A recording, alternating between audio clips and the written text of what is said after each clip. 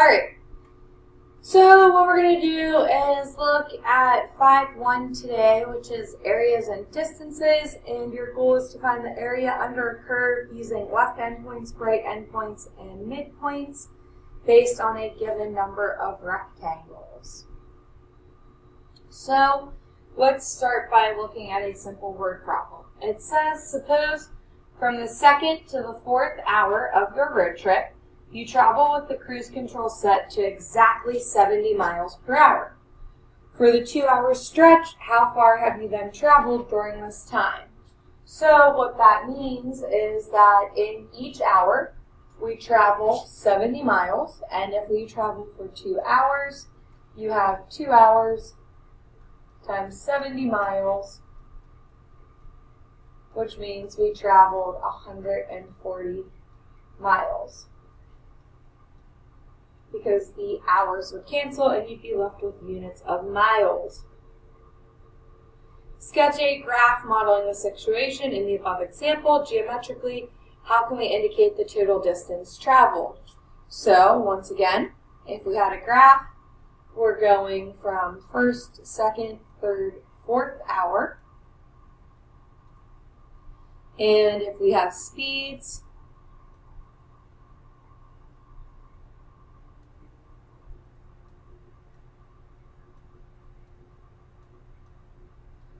if they are traveling at a constant speed for their cruise control from the second to the fourth hour, we don't really know what's happening before or after this. But what we do know is at hour 2, they were going 70. At hour 4, they were going 70. So again, you can kind of see that geometrically, the shape we have is a rectangle. So if you think about a rectangle, the area of a rectangle is the base times the height. So in this case, the base is a width of 2, because you have 4 minus 2. And your height is 70, so the area of the rectangle is 140. So we can relate the area of the rectangle to the actual word problem. So we're talking just this area right in here.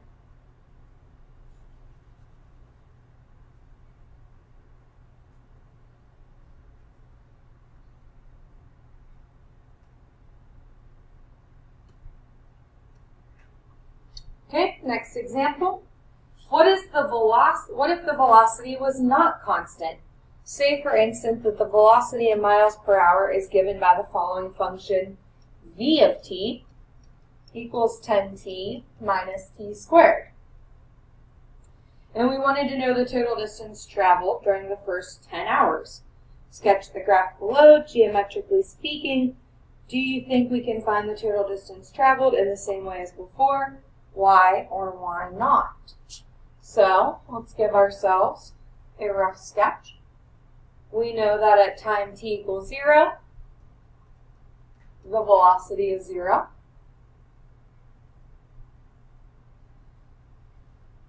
If you think about factoring this, this is kind of like t factored out, 10t minus t. So what we would know is then that the velocity would also be 0 at 10.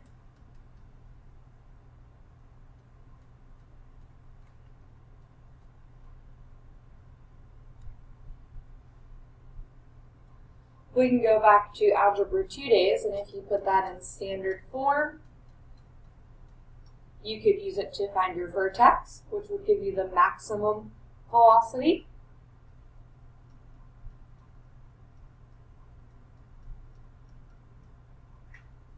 So the maximum velocity is occurring at 5.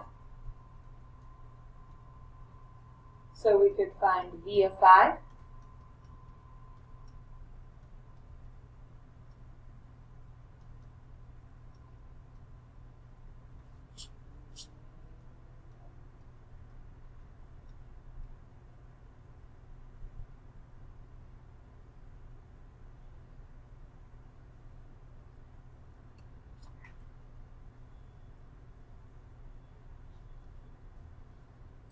So again, my graph isn't exactly perfect, but what we could see from this is that the maximum is occurring at 525, and the zeros are occurring at 0 and 10.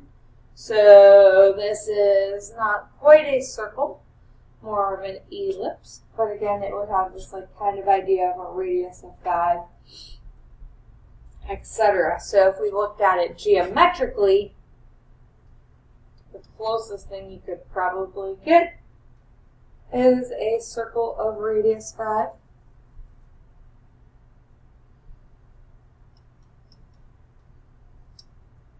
Now, again, we don't have the whole circle, so we're not going down here. So we only want to look at half the area of a circle.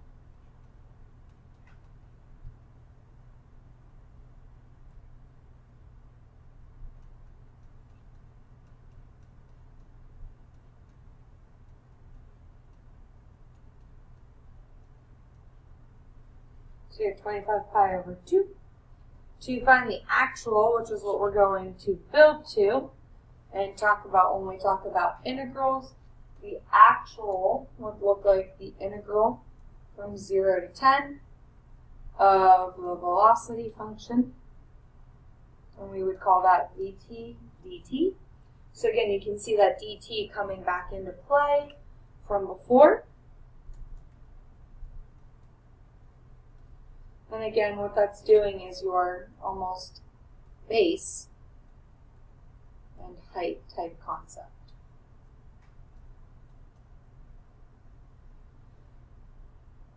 We could also look at this as two triangles in a way.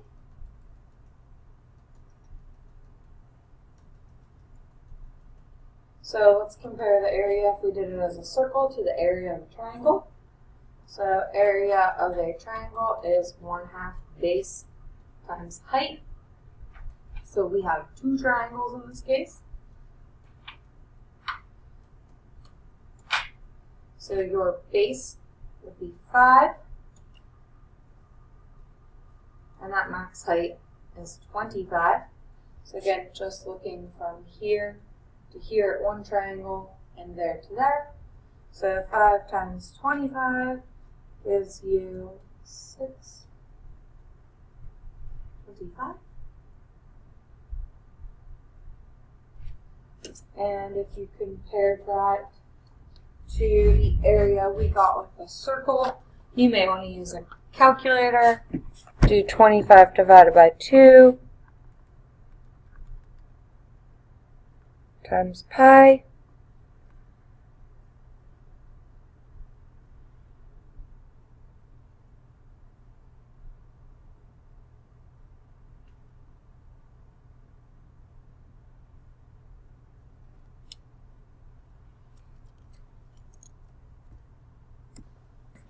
Sorry, we're at 625, I'm sure we're at 125.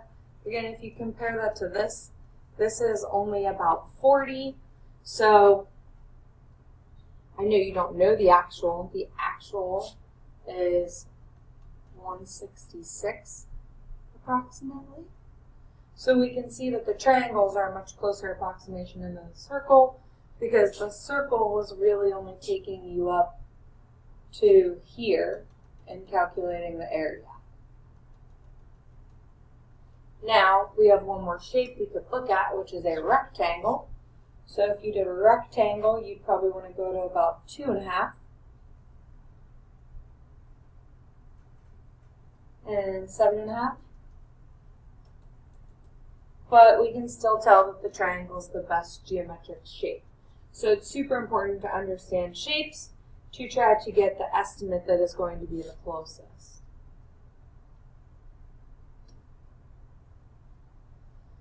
So the key to finding the total distance traveled in the last example in a method similar to the first example is to break the time intervals into such short segments that the velocity over those time segments is almost constant. This will require quite a few intervals. So as you saw, breaking it into two triangles was better than keeping it as one circle or rectangle. So what we're going to do with Riemann sums is try to make thinner and thinner triangles or rectangles to approximate the area under curves. And then we're going to just add up all those rectangles together. So this concept is really, really important in calc. We'll spend tons of time on it. We'll probably spend much more time with this later, but it turns out that if we're given the graph of a rate of change, like velocity in miles per hour, we'll be able to find the total accumulated change over an interval, like total distance traveled, by finding the area under the goal. For now, the goal is to figure out a way to find the area under the curve. This chapter actually discusses 5 ways. Today we're going to look at left ram, right ram, and M ram. So we're going to look at 3 of those ways today. So left ram is also known as using left endpoints. You'll often see it shortened into L ram. And basically what we're going to do is we're going to look at the curve, and we're going to draw endpoints on the curve using the left endpoints. So we have f of x equals x squared plus 1 from 0 to 2. So 0 to 2 breaks nicely into intervals of 1/2. So you can see here we have 0.5, 1, 1.5, and 2 on our graphs. So the left endpoints for each of those would be starting over here at 2, then looking at 1/2,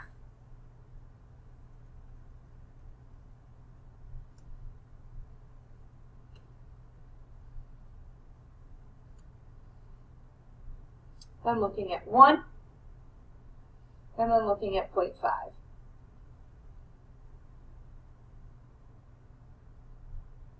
And 0. So these are all endpoints. So what we're going to do though is we want to start on the left side and make rectangles using those endpoints. So we're going to take 0, 1, and make a rectangle all the way to 1/2, 1. And make another rectangle here, another rectangle here, and another rectangle here. So that we get a total of 4 rectangles, starting from the left and working our way to the right.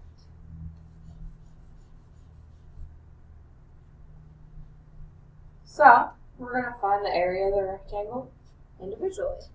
So this is rectangle number 1. So it has a base of 1/2 and a height using the left endpoint of 1.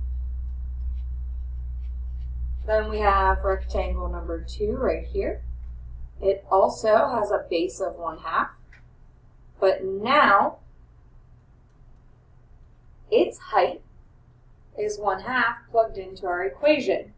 So it's like 1/2 squared plus 1. So what you do to find that left endpoint is you just take the x value, plug it into your f of x, and get your point. Our base here for rectangle 3 is 1/2. And again, its height, or left endpoint, is occurring at 1 plugged in for x. So it would be 1 squared plus 1. And our final rectangle right here has a base of 1/2.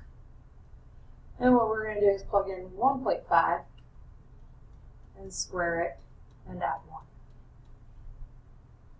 So 1/2 times 1 gave me 1. 1/2 squared plus 1 is a 4th plus 1, or 1.25. Multiply that by 1/2, and you get 6.25. 1 squared plus 1 is 2. 2 times 1/2 is 1. And 1.5 squared plus 1 is 3.25. Times 1/2 is 1.625.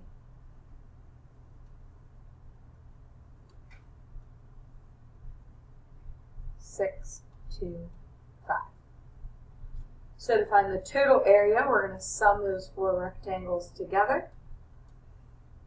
So 1 and 1 is 2, plus another 1 is 3, and then 0.625 and 0.625 added together is 0.75. So we get 3.75 units squared. Looking at the graph, looking at the shape of the curve, is the curve concave up or concave down? Well, in this case, the graph is concave down.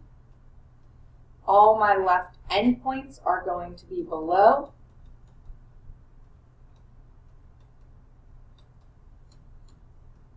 So all that green showing is area we're not accounting for.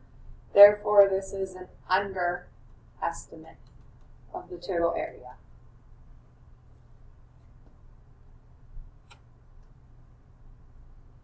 Similarly, for the right endpoints, still going to draw in and give ourselves all those points on the graph.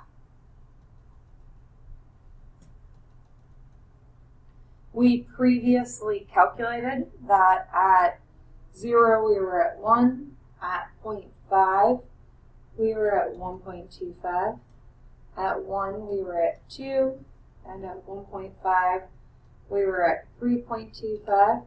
So now I just need to know what the y value at 2 is. So 2 squared is 4, 4 plus 1 is 5.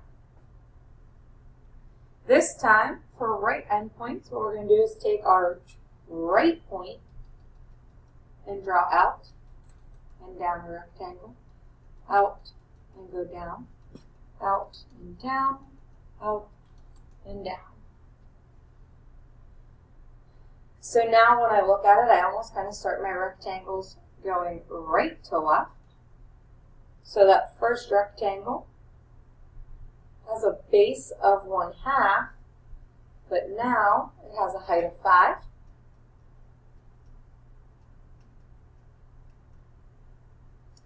The second one still has a base of 1/2, but a height of 3.25.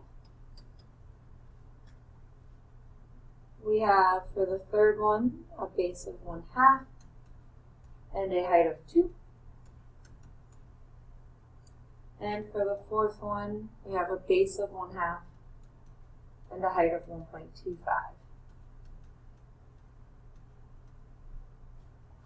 And half of 3.25 is 1.65. So same idea. Now we're going to add them all up. When we total these, we get 5.75 units squared. So looking at these rectangles, we can see that when we shade it in, we're going to shade in all that space above the graph.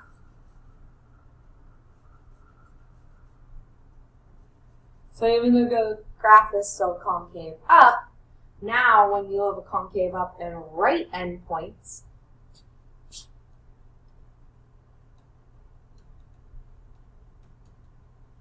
we get an over estimate. Because we have all that extra space above the graph being counted in.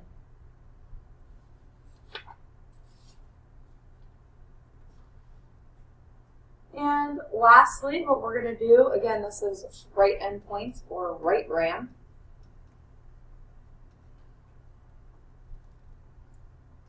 Our last example is using what we call midpoints. So we call this MRAM. And now what we're going to do is take the midpoint of each base of a rectangle. So we're going to look at 0.25. We're going to look at 0.75, we're going to look at 1.25, and we're going to look at 1.75. So what that means is we have to find these new points on our graphs. So our rectangles are actually going to stay the same rectangles. The bases are still 1/2. But now, instead of using the right or the left endpoints, we're going to use the middle. So our rectangles are going to come from those midpoints.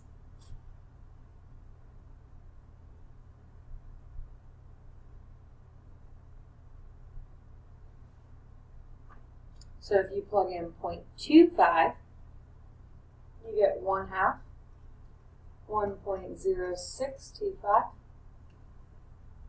Plug in 0.75, get 1.5625.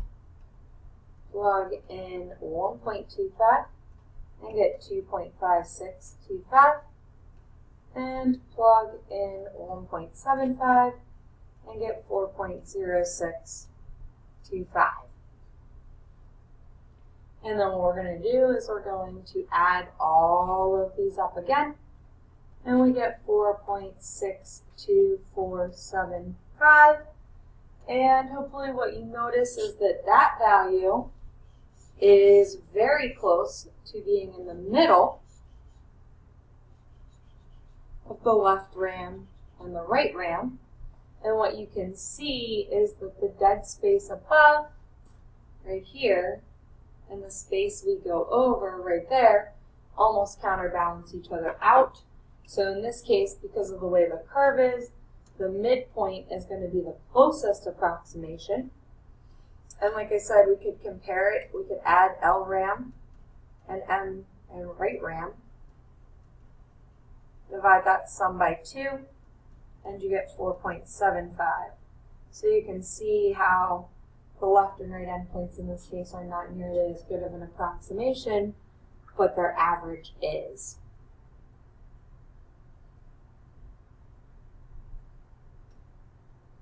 How could we make our approximations better? Well, they would be better if I used more than 4 rectangles. They would be better if we had a different method, maybe a different shape. So again, like we saw in the warm-up over here, different shapes got me different areas closer to the actual. So maybe these rectangles are not the best shape for a curve like this. However, what we're going to do is just look at rectangular shapes, which we call Riemann sums. So think Riemann rectangle. They allow us to at least get an approximated area, knowing a shape and geometric formula we know. The width is always based on the number of subintervals, and the height of each rectangle is determined by the function value. So we can, if it tells me a number of bases, we're going to use the interval given. So let's say the interval is from A to B, and then whatever we want our subintervals to be, we'll say n subintervals, and we can get the width value or the base value by taking b minus a all over n.